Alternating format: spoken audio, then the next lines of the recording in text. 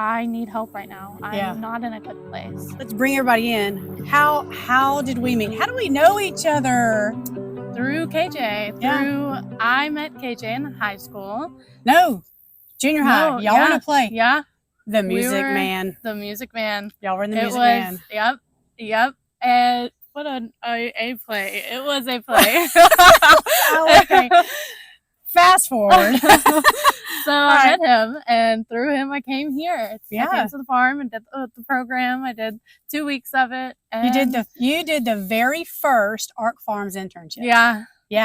You were with the same crew with KJ and Kevin and Libby and oh my gosh, the whole bunch. Shakira. Oh my Lord. So many of us. That was y'all were the OG. It was so wonderful. It was such a great time. Do you remember Shakira made up that song, Welcome to Arc Farms? Yeah, and we would sing it all the time. Oh my goodness.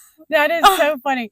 So, okay, I've got to give you a little bit of background when I met this beautiful, incredible human being. When I met Maddie, when Maddie came out to the farm, I knew she was beautiful and stunning. She was in the Music Man, and she was a part of that whole production at the school, and I helped out a lot at the school, so I knew everybody. So fast forward, she comes out to Arc Farms and becomes one of our very first interns. And one of the things that we do with our interns is we try to figure out, like, all right, what's your jam? Like, who are you? It was very obvious right away. She's beautiful. So she was this bright, shiny, happy face. We're like, oh, well, that's really helpful. And she's, just lovely. And then she was like, I love the animals. I want to just help with the ponies. I loved them. I lived for the animals. That was my jam. You were here when Dr. Pepper was here. I was, yeah. Dr. Pepper was he was your boo. Buddy. I loved him. He loved you. I have so many pictures of you and Dr. Pepper. I did too. One of our most impressive and most powerful therapy horses ever. And so you were here way back in the day and helped us start with remember all the chickens? Mm-hmm. And we bring in hundreds of baby chicks. So many. It was amazing. It was so much fun. It was so fun. And we thought, okay, well, she's adorable. She loves all the precious animals. And that's so lovely. And then it was safety day at the top of the hill. And we're like, everyone needs to know how to be safe in the tool shop, right? You got to be able to, know when you're going to use gloves, when you need to have your safety goggles, what to do when you're using a grinder. And I think the first job, before you ever did the other thing, the first job that you had that was fun was you and Ruth had to grind some edges off some steel. Yeah. I was so nervous using it. and then you could see, and you've got your safety helmet down, everything, and she's running that grinder and sparks flying everywhere. And you just see all of this is like gold in the air, and you're like, woo! Power. Yeah, I felt like that. That's exactly how I felt. I was like, yeah, I'm doing it. I've got it. It was really cool. We got some great pictures of that now. I was like, look at them go. And so there's you and there's Ruth, and y'all are doing this thing, and you're like, oh, that was really cool. Is there more? And Mr. Sal goes, have you ever tried to weld? Yeah, I was like, no, I don't even know what that is, honestly, but I'll try it. You're like, I'll try everything once. Let's do everything once. So, in a few minutes, we had you under a welding hood, right? She goes in there and runs a bead, and that's all she wrote. So tell us, Maddie, what are you doing with your life right now? I am a welder and a machinist. She's a welder? Yeah. How old are you right now? I'm 20. Okay, and you started out here when you were like 12, 13? Gosh, yeah, somewhere around there. So like, we got one. Yeah, I learned it and I loved it, and I just kind of rolled with it. And that's just what I knew that I wanted to do. I remember I talked to your dad that year, and he goes, Maddie asked for a welding helmet for Christmas. What have you done to my child? Yeah.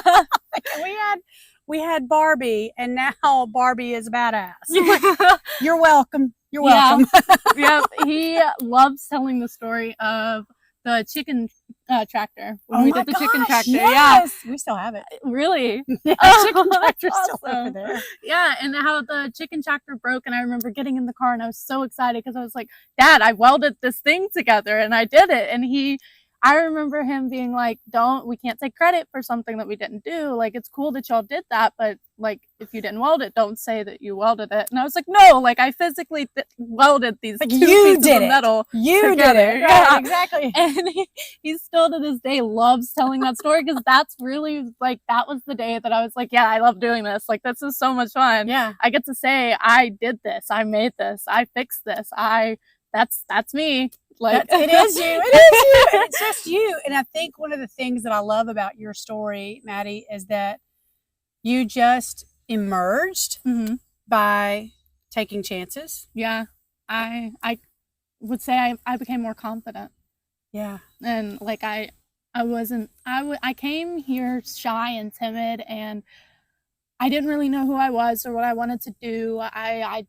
It was a fun thing. And then I just kind of found my thing, and I just roll with it, and I love it still. Like, it's still amazing and so much fun. And you're a welder, and you're in school. You graduate from your classes when? Thursday. I graduate in 4 days. 4 days. Yeah. Like, one of the things that I tell people when I go out and I speak and I try to share with other groups, and I'm like, you don't have to do empowerment from the top down. You don't have to like open brain insert intel to humans. Like, you can just go, hey, we want to put you on this platform. Yeah. And say, what all's in here? Like, let's just discover. Let's just emerge as being you. And people are like, I don't know. That seems really messy. Yeah. But that's part of the fun. That's where you really dive in and you find your thing. Yeah. I think that was one of my favorite things about being here. I was put in situations that I didn't know what I was doing. I was like, I've never done this before. I don't know what I'm doing. But you were like, it's okay. We're all many hands. We're going to help. We're going to figure this out. Not little tiny hands. One of our sayings at the farm is many hands make light work. And so we regularly just say, yeah, many hands. Everyone puts their shoulder to the plow and pushes. I remember one day, oh gosh, this is so funny. We had a big volunteer group that had come in from, I think, Missouri or something. And they were a bunch of people up at the top of the hill, and they were all working on all these different projects. And I can't remember, it was a plumbing thing, or maybe they were trying to figure out some rainwater catch. And these grown men were like, hey, y'all have any we got PVC. Do you have any shorter PVC? And we're like, no, just cut the PVC. And he goes, well, we don't know how to cut PVC. And I was like, well, you need help with that? Then ask your community. And the guy goes, who around here knows how to cut PVC? And everyone just goes, Maddie! I remember being down the hill. You were down there on the horse. You're like, Maddie, need in the shop. Like this woman. I remember that. I remember running up the hill, and I was like, yeah. And all of these grown men, like, they asked me to do this, and I was like, yeah, I can help you. I can tell you how to do that. How did it feel as a young woman who clearly beautiful? So, like, sometimes as young women, we're like only looked at for our assets. We're like, there's a lot more asset than just the thing you see from the outside. Let me just tell you. But how did it feel to have people who otherwise they were authorities in that group? They had brought this team here to do a serve day. How did it feel to have other people need you? It was crazy. I'd never experienced that before, and it was really empowering. And like, I was like, wow, like I do know what I'm doing. I'm doing this. Like, this is awesome. Like, it was the best feeling. And there's something about allowing young people to speak to like authority and older people in power. I didn't feel like, usually talking to adults, especially how timid and shy I was at that age, talking to like adult and like authority figures, I was so shy and timid, and I would stutter and stumble my words, and I wasn't able to really get my point across, or I would just shut down and be like, I don't know. Like, even if I knew the answer, I don't know. I'd rather not answer. But then coming here, it never felt like that. It never felt like I was talking to authority figures. And that's one of the things that I loved about this. Everyone here was family. Yeah. We were all so close. And talking to them, I was like, oh, well, I didn't look at it as, these grown men are asking me for help. I looked at it as, oh, okay, these are people who don't have this set of skills. I didn't have the set of skills. a year ago. So let me explain it to you and I can help you with that. And it's really, it helped so much with how I view life. And like, Wow. yeah, it was amazing. So just by being you and having permission, having that space where, we tell people when we do no scabs, I just, spent a few days filming the no scab stuff. And they kept asking me, they're like, how is this applicable to anyone other than teenagers? I was like, if we can teach the world how to live the scabs-free life where we are all community and we all, like you just said, like you didn't see someone as older than, younger than. It's just like they needed your help. You had the ability to help them. Yeah. So you did. It was a project that needed to be done. And it's like that with everybody. Like even now, I use no scabs daily. Like it's how I it's how I view the world. And when meeting new people, I was such a shy and timid little person, and I didn't know, like talking to new people was never my thing. Yeah. And then I learned no scabs and started viewing the world with that, and through that, like I started feeling like, okay, well, I'm just gonna be me. And like I view them with no scabs, and if they do the same to me, then awesome. We're just people here. We're not a boss and someone else, or a boss and employee. We're not an older person and a younger person. We're just two people who exist, and they have skills that I need, and I have skills that they need, and together we'll come together and we'll exist. That's where were you last week? Like that's all we need. Like that is what we do. So when we say that we're taking off the sarcasm, criticism, accusing, blaming, shaming, it's really not even about those 5 words. Yeah, no. It's really about like just what you said, seeing someone else and saying, you're essential to me. I'm essential to you.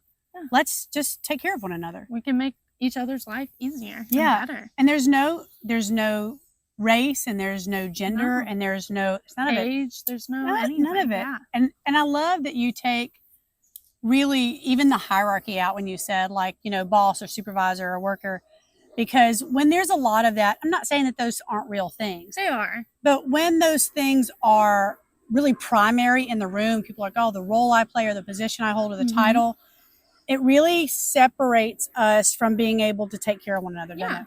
Yeah, it does. I agree. Yeah. Yeah. I love that you take the training that you had here at the farm, and not just the training, because it's really a way of life. It really is. It's you come and you're like, oh, okay, this is just something silly that I'm going to do or whatever. Like, oh, okay, it'll be fun. It'll be whatever. You don't know you're being brainwashed. Yeah, you are. Because you learn it. And it's like, wow, this is an amazing way of life and an amazing way to view people and circumstances and like the world. So I'm going to take this and I'm going to use this in my life. Like this is how I view the world around me now. And I'm not as shy or timid, or I'm able to go up to someone new and start making friends. And I'm able to, like, if I need help with anything, I don't feel like, oh my gosh, I'm ashamed to ask for help right now. It's okay. I need help. This is something that I don't know, something I've never done before. I can ask for help. I'll do that. Because you really, one of the things we do a lot is we say, do you have this skill? No. Does someone else in your community have this skill? I was just talking to one of our teenagers. She's like, she's going to come up here and harvest the honey from the hives. And she said, she said, what, I don't have anyone who knows how to set the smoker because I need to do that. And I said, okay. And I said, just think about what would you do if you were at the farm? And she goes, oh, who do I know? Oh, Kevin knows. And I was like, yeah. And I said, and David has a smoker. And I was like, okay. And so communicate with your community. Yeah. Bring the folks in that you need, and y'all work together because it's an us together thing, isn't it? It is an us together thing. You cannot do this alone. No, and that's really how life is, honestly. Like, you really can't do it alone. And having people there to help, or when you need something in your hard places, those people, it's really a way of life. Yeah. You brought up hard places. You've been through. So you're really successful now. You've had some rough days in your life. Everyone has. Yeah. How has it been for you just having all of this kind of in your core and in your heart and in your soul when it was hard? Because we're all going to walk through dark places, like we all do. But like you said something earlier about how much more confident you found yourself to be. In what way has that been helpful when you were going through times that weren't great? Well, all of it, even when in times that I was in a dark place and really down on life and unsure of my future, what I was going to do, having this mindset and being able to look out and be like, I'm not alone, because that's really what'll mess you up is when you get in these dark places and you're like, I'm alone, I have nobody. Yeah. That's not always the case. It's typically not the case. You have people in your life, no matter if you realize how serious of a role you play in their life, they play a role in your life. And being able to reach out to the community and be like, I need help right now. Yeah. I'm not in a good place. And so having this and like being able to look at the world that way has really helped me in understanding that I'm not alone no matter what I'm going through. And even if it's that I'm going through something that my friends and family have never gone through, Yeah. they're still there for me. It's not that they are completely abandoning me. It's that I just don't have the skills to handle what I'm going through. And Yeah. they will help me. So that being able to ask for help is such a huge thing. And I think if we could share a message really more than anything, if you're someone who, like all of us come to the table with our set of assets. Like like I know I have some great skills. I know I have some things. I can't play piano. I just need to tell you, I can't. You do not want me singing. I sing in the car, and it's good in my car. I don't have it. I sing a lot. I sing a lot, and I sing loud. I am not Shakira. That girl's got some. She got some chops, man. Yeah. Shaq, you can sing. We're coming to see you next. But it's amazing how like we all have the things that we can do, but there's always going to be someone else who has what it is that you need. And I love that we're able to just, reach out and hold on and say, you grab me from your end and I'll hold you from my end. And we both pull and we're stronger. That's one of the things I learned. If I can put myself in welding world land, which I am not the welding instructor, but I've done it.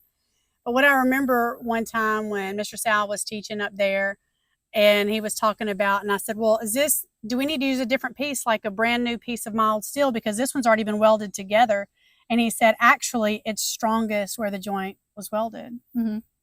And I guess because where there's been that broken thing and it came together, now that it's reinforced. Yeah, it's like breaking a bone. It's when you break a bone, or when you work out and you break these muscles rip apart. When they heal together, that's how you get stronger. Yeah, it's because these broken things that come together, they help one another and they hold together tighter than ever. Yeah. And I think it's a really important place for us to just put a pin in the conversation for, like, make sure if you're in a space where you're like, I don't know, like I'm really in a dark spot, because you've been there, I've been there a lot, that these broken places are just waiting to be welded together, healed, or restored, because when they are, they're so much stronger, and you will come through.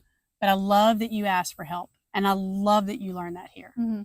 That's so precious. That's so powerful. Is there anything that's in your hopes, your dreams, that you want for you, that you're looking forward to, that we can cheer you on in? Like, I know you're graduating. I am graduating. I don't know. I've learned to be very happy with where I am, no matter where it takes me. That's so cool. Well, I just hope that big, incredible things that are as wonderful and huge as your heart come to you, even as you are going out in the world, just being you. If you could say anything to folks who are watching this and go, I just want to share one thing, my life lesson from my time at Ark Farms, or just the seasons of like living and growing into who you are, what's something that you would maybe share with someone? Maybe if you were talking to someone who was Maddie at 13. Gosh, I would say don't isolate. That was my big thing. I got into really my darkest places when I isolated myself. I didn't realize that everyone is going through something and everyone is broken and everyone has their struggles. I thought that I was alone, and I wasn't. And being here really helped me through that. And so I think that I would just say, don't be scared to reach out, and don't be scared to open yourself up and open your heart to anything that comes your way, any opportunity or any person that's in your life. Because you never know, you could turn into a welder like Maddie. Yeah. Well, I'm so grateful that you just took some time to share it with me today. I think we've got a leap of faith swing over there just waiting for us to go jump on it.